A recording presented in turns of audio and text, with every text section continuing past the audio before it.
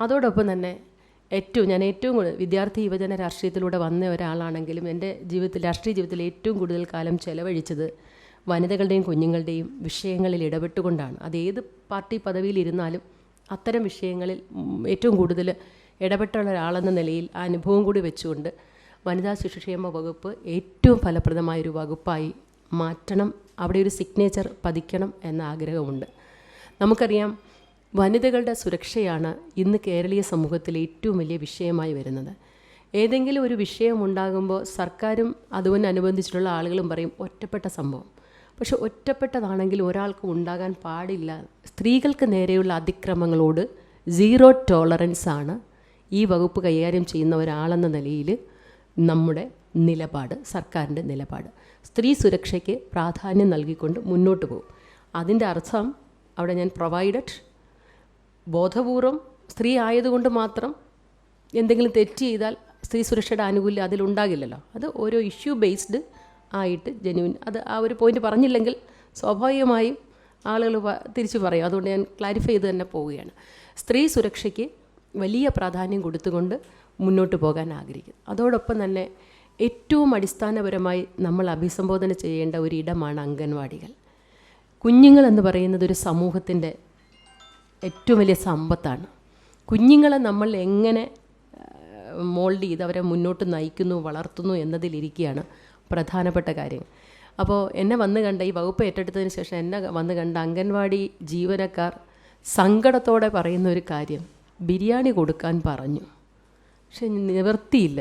ഞങ്ങളിന്ന് ബിരിയാണി എങ്ങനെ കൊടുക്കും? കാരണം ഏറ്റവും പരിമിതമായ പൈസ കൊടുത്തിട്ട് ബിരിയാണി കൊടുക്കാൻ പറഞ്ഞാൽ എങ്ങനെ ഇരിക്കും? ആ മെനു അടക്കം എനിക്കിഷ്ടമാണ്. നമ്മുടെ ആ ബിർണാണി ചോദിച്ച കുഞ്ഞുണ്ടല്ലോ, അവൻ നമ്മുടെ ചവറയിലെ ഞങ്ങളുടെ മളാക്കോസ് ജില്ലാ സെക്രട്ടറി രാധാമണി ചേച്ചിയുടെ കൊച്ചുമോനാണ്. അപ്പോൾ ആ കുഞ്ഞുങ്ങളുടെ ഇഷ്ടങ്ങൾ നമ്മൾ പ്രയോറിറ്റി കൊടുക്കുന്നു. അതിനാണ് ഏറ്റവും വലിയ പ്രാധാന്യം കൊടുക്കുന്നത്. ആ കുഞ്ഞുങ്ങളുടെ വെൽബീയിങ്ങും അവരുടെ ഇഷ്ടങ്ങളും കുഞ്ഞു കുഞ്ഞു ഇഷ്ടങ്ങളും അതിന് പ്രാധാന്യം കൊടുത്തുകൊണ്ട് തന്നെയാണ് മെനു പരിഷ്കരിക്കാൻ ശ്രമിക്കുന്നത്. തീർച്ചയായും അതിന് ആവശ്യമായ നടപടികൾ എടുക്കും. ഒപ്പം പല അംഗൻവാടികളും സുരക്ഷിതമല്ലാത്ത, നമ്മുടെ തിരുമുല്ലവാരത്ത് തന്നെ ഒരു ദിവസം എനിക്ക് കിട്ടിയ ഫോൺ, അവിടെ ഫാൻ വന്ന് കുഞ്ഞിൻ്റെ തലയിൽ വീണ് ഞങ്ങൾ ഓടി അവിടെ പോയതാണ്. അപ്പോൾ ഈ സുരക്ഷിതമല്ലാത്ത സാഹചര്യങ്ങൾ അംഗൻവാടികൾ പ്രവർത്തിക്കുന്നുണ്ട്. അതുകൊണ്ട് അംഗൻവാടികളുടെ അന്താരാഷ്ട്ര നിലവാരത്തിലേക്ക് ഉയർത്തണമെന്നുള്ളതാണ് ആഗ്രഹം. ആദ്യം അതിനെ സംബന്ധിച്ച് ഒരു സമിതിയെ വെച്ച്, ഉന്നതതല സമിതിയെ വെച്ച് കേരളത്തിലെ മുഴുവൻ അംഗൻവാടികളുടെയും അവസ്ഥയെക്കുറിച്ച് പഠിച്ച് അംഗൻവാടികൾ അടക്കമുള്ള കുഞ്ഞുങ്ങളുടെ ഇടങ്ങളിൽ, ശിശുക്ഷേമ സമിതികൾ ഉൾപ്പെടെ കുഞ്ഞുങ്ങൾ വർത്തിക്കുന്ന എല്ലാ ഇടങ്ങളിലും അവിടുത്തെ നിലവിലുള്ള എന്താണോ ഇപ്പോഴത്തെ സാഹചര്യം അത് പഠിക്കുക. അതിൽ എങ്ങനെയാണ് മുന്നോട്ട് കൊണ്ടുപോകുന്നത്, ഏറ്റവും ചുരുങ്ങിയ സമയത്തിനുള്ളിൽ അത് പഠിച്ച് ആ മേഖലയിൽ ഒരു വലിയ മാറ്റത്തിനായി ശ്രമിച്ചുകൊണ്ട് ഞങ്ങൾ മുന്നോട്ട് പോകും. പിന്നീട് നമ്മൾ ഏറ്റവും തൊഴിൽ വകുപ്പിലാണെങ്കിൽ നമ്മൾ ഏറ്റവും കൂടുതൽ ശ്രദ്ധിക്കേണ്ട, ഞാൻ ആദ്യം സൂചിപ്പിച്ചതിൻ്റെ അനുബന്ധമായിട്ട് ചെറുപ്പക്കാർക്ക് തൊഴിൽ കൊടുക്കുന്നതിൽ പ്രധാന പങ്ക് വഹിക്കുന്നതാണ് എംപ്ലോയ്മെൻറ്റ് എക്സ്ചേഞ്ചുകൾ. ആ എംപ്ലോയ്മെൻറ്റ് എക്സ്ചേഞ്ചുകളുടെ പ്രവർത്തനങ്ങൾ കാര്യക്ഷമമാക്കുവാനുള്ള പദ്ധതികൾ ആവിഷ്കരിച്ച് നടപ്പിലാക്കും.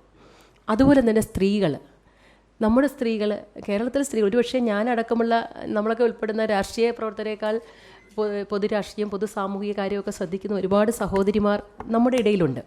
പക്ഷെ ഒരു ഡിജിറ്റൽ സാക്ഷരതയിൽ പലപ്പോഴും നമ്മുടെ സ്ത്രീകൾ ഇപ്പോഴും ഈ ആധുനിക യുഗത്തിലും വളരെ പിന്നിലാണ്.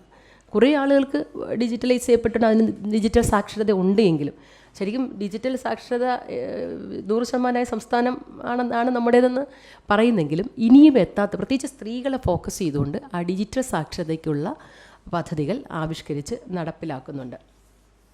പിന്നെ ഒരു MLA എന്ന നിലയിൽ, കൊല്ലം MLA എന്ന നിലയിൽ സത്യം പറഞ്ഞാൽ ഒരുപാട് കാര്യങ്ങൾ ഈ കഴിഞ്ഞ 5 വർഷവും കൊല്ലം നിയോജകമണ്ഡലത്തിൻ്റെ വിവിധ ഇടങ്ങളിൽ പോവുകയും വരികയും ചെയ്തതിൽ ഒരുപാട് ആവശ്യങ്ങൾ ഒന്നിനു പുറകെ ഒന്നായിട്ട് മനസ്സിൽ നിൽക്കുക. എല്ലാം കൂടെ ഒറ്റയടിക്ക് തീർക്കാൻ പറ്റില്ല. എങ്കിലും എന്നെ ഏറ്റവും കൂടുതൽ വേദനിപ്പിക്കുന്നത്, പലപ്പോഴും വേദനിപ്പിച്ചിട്ടുള്ളത്, കണ്ണ് നനയിപ്പിച്ചിട്ടുള്ളത് ജില്ലാ ആശുപത്രിയിൽ പോകുമ്പോഴാണ്. കൊട്ടിഘോഷിക്കുന്ന എല്ലാ വികസനവും ജില്ലാ ആശുപത്രിയിൽ ഉണ്ട് എന്ന് പറയുമ്പോഴും പട്ടിണി പാവങ്ങളായ ആളുകൾ അവിടെ ചികിത്സയ്ക്ക് വന്നിട്ട് ആവശ്യമായ ചികിത്സ കിട്ടാതെ എന്ന് പറഞ്ഞാൽ ആശുപത്രി അപഹസിക്കുകയല്ല, അത് പ്രത്യേകം ഓർക്കണം. ആശുപത്രിയിൽ ആരുടെയും കുറ്റമൊന്നും ഞാൻ പറയുന്നുമില്ല. അവിടുത്തെ ഭൗതിക സാഹചര്യങ്ങളുടെ കുറവുമുണ്ട്. കുറേ കെട്ടിടങ്ങൾ കെട്ടിയിട്ടാൽ വിദഗ്ധ ചികിത്സ ഉറപ്പാകില്ല. ഒരു ഉദാഹരണം, കാത്ത് ലാബ് അടക്കമുള്ള സൗകര്യങ്ങളുണ്ട്. പക്ഷേ ഹൃദ്രോഗ വിദഗ്ധൻ പോലും പലപ്പോഴും അവിടെ ഇല്ല. ഓരോരുത്തർ പെട്ടെന്ന് നെഞ്ചുവേദനയായി വന്നാൽ വരുന്ന സ്പീഡിൽ തിരുവനന്തപുരത്തേക്ക് എഴുതി കൊടുക്കുക. പലപ്പോഴും റെഫറൽ ആശുപത്രിയായി അത് മാറുന്നു. അത് മാറ്റണം. വിദഗ്ധ ചികിത്സ പരമാവധി, ഇപ്പോൾ ഏറ്റവും വലിയ മോസ്റ്റ് ഇമ്പോർട്ടൻ്റ് ആയിട്ടുള്ള ചികിത്സ നമുക്ക് ലഭ്യമാക്കാൻ കഴിയില്ല. അത് വലിയ ആശുപത്രിയിൽ, മെഡിക്കൽ കോളേജ് അടക്കമുള്ള സൂപ്പർ സ്പെഷ്യാലിറ്റി ആശുപത്രിയിലാണെന്ന് അറിയാം. പക്ഷേ ഒരുവിധം എല്ലാ രോഗത്തിനും ഇവിടെ തന്നെ ചികിത്സ ലഭ്യമാക്കുന്നുള്ള സാഹചര്യങ്ങൾ ഒരുക്കണമെന്നുള്ള ആഗ്രഹമുണ്ട്. സ്കാനിങ് മുഴുവൻ പുറത്തുനിന്ന്. നമ്മളിതൊക്കെ അറിയുന്നത് ആളുകൾ എന്തെങ്കിലും ചികിത്സയ്ക്ക് അവിടെ വരുമ്പം പെട്ടെന്ന് മെഡിക്കൽ കോളേജിലേക്ക് റെഫർ ചെയ്യുന്നതുകൊണ്ട് വണ്ടിക്കൂലിക്കാണ് അവർ നമ്മളെ വിളിക്കുന്നത്. കാരണം ഒരു ആംബുലൻസ് വിളിച്ച് തിരുവനന്തപുരത്ത് പോകാൻ പൈസ ഇല്ലാത്തവരോ നമ്മളെ വിളിക്കുന്നത്. അത്തരം കാര്യങ്ങൾ ഓടി ചെല്ലുമ്പോഴാണ് ബാക്കി കാര്യങ്ങൾ ഞങ്ങളുടെ ശ്രദ്ധയിൽപ്പെടുന്നുണ്ട്. ജില്ലാ ആശുപത്രിയുടെ സമഗ്രമായ മാറ്റത് രോഗി സൗഹൃദ ആശുപത്രിയാക്കി, അടിസ്ഥാനം അതാണ്, ബാക്കിയൊക്കെ പിന്നീട് മാറ്റുന്നതിനാവശ്യമായ നടപടി തിങ്കളാഴ്ച തന്നെ ആരോഗ്യവകുപ്പ് മന്ത്രിയുമായി കൂടിക്കാഴ്ചയ്ക്ക് ഞാൻ സമയം ചോദിച്ചിട്ടുണ്ട്. അതിനു മുമ്പ് ഇവിടുത്തെ കാര്യങ്ങൾ, വേണ്ടുന്ന കാര്യങ്ങൾ ഒന്ന് ആശുപത്രി അധികൃതരുമായി ബന്ധപ്പെട്ട് ഔദ്യോഗികമായി പഠിച്ച് അതിൻ്റെ പ്രയോറിറ്റി അനുസരിച്ചുള്ള കാര്യങ്ങൾ എഴുതിക്കൊണ്ട് നിവേദനമായി ആദ്യത്തെ ദിവസം തന്നെ തിങ്കളാഴ്ച തന്നെ ആരോഗ്യവകുപ്പ് മന്ത്രിയെ കണ്ട് ആദ്യം അത് നിവേദനം കൊടുക്കുകയും നിയോജകമണ്ഡലത്തിലെ ബാക്കി ആശുപത്രി CHC അടക്കമുള്ള ആശുപത്രികളുടെ ഉന്നമനത്തിന് വേണ്ടുന്ന കാര്യങ്ങൾ ആലോചിക്കുകയും ചെയ്യും. ഞാനടക്കമുള്ള സ്ത്രീകൾക്ക് ഏറ്റവും കൂടുതൽ പ്രൈഡായിട്ടുള്ള ആശുപത്രിയാണ് വിമൻ ആൻഡ് ചൈൽഡ് ആശുപത്രി, നമ്മുടെ വിക്ടോറിയ ഹോസ്പിറ്റൽ. വിക്ടോറിയ ഹോസ്പിറ്റലിൽ ഒരുപാട് പ്രശ്നങ്ങളുണ്ട്. അതിൽ ഏറ്റവും പ്രധാനമായിട്ടുള്ളത് ഇലക്ട്രിസിറ്റി കിട്ടാത്ത സാഹചര്യം. കേസ് ചെയ്തുകൊണ്ടിരിക്കുമ്പോൾ കറണ്ട് പോകുന്ന അവസ്ഥ. ഹൈ ടെൻഷൻ ലോവർ ടെൻഷനും ഉണ്ട്. ഒരു കെട്ടിടത്തിൽ മാത്രമേ ഹൈ ടെൻഷനുള്ളൂ.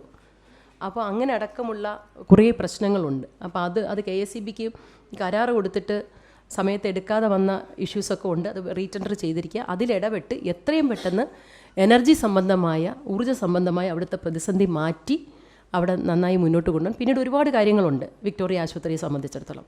അതും ഉറപ്പുവരുത്തും. സാധാരണക്കാർ ചികിത്സയ്ക്ക് ഒരിക്കലും ബുദ്ധിമുട്ടാൻ ഇടവരാത്ത രീതിയിലുള്ള ഒരുപാട് കാര്യങ്ങളാണ് മനസ്സിലുള്ളത്. അതോടൊപ്പം തന്നെ DNB കോഴ്സ് ഇവിടെ വിക്ടോറിയയിൽ തുടങ്ങാനുള്ള ഒരു പദ്ധതിയുണ്ട്. അതിനും നിവേദനം കൊടുക്കുന്നുണ്ട്. അതോടൊപ്പം തന്നെ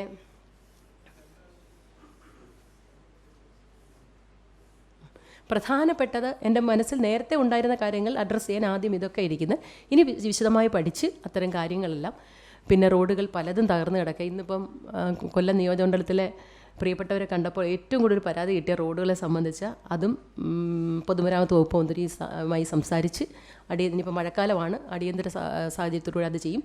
ബാക്കി ഭൗതിക സാഹചര്യങ്ങൾ കോർപ്പറേഷനുമായി യോജിച്ചുകൊണ്ട് നമ്മുടെ നഗരത്തിലെ മാലിന്യ പ്രശ്നങ്ങൾ അടക്കമുള്ള, പിന്നെ തെരുവനായ ശല്യത്തെക്കുറിച്ച് ഞങ്ങൾ എല്ലാവരും ആദ്യ ക്യാബിനറ്റിൽ തന്നെ ഉയർത്തിയിരുന്നു. അതൊരു വലിയ പ്രശ്നം, നമ്മുടെ മാത്രമല്ല സംസ്ഥാനത്തെ ഏറ്റവും വലിയ പ്രശ്നമായതുകൊണ്ട് അതിനെ സംബന്ധിച്ച് തദ്ദേശ സ്വയംഭരണ വകുപ്പ് മന്ത്രിയെ ചുമതലപ്പെടുത്തിയിട്ടുണ്ട്.